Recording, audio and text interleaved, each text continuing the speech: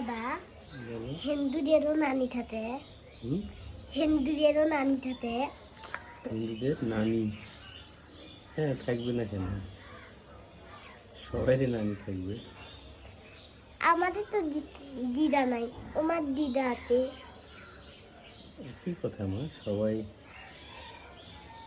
আলাদা আলাদাভাবে ডাকে। তার ডাকে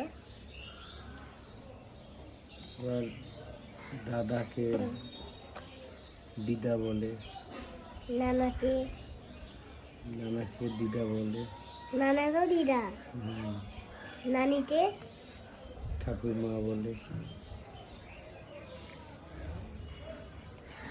কেউ ঠাম্মা বলে। মা তিতয়, হুম? মাও তিতয়।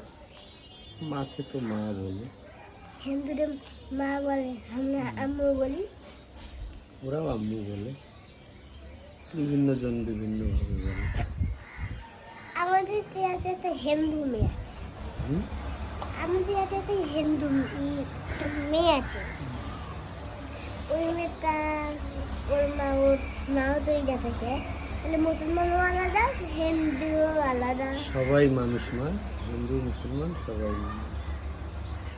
তাইলে হিন্দু মুসলমান তো হইতে এমনি বলে মানুষ, না বুঝে বলে না।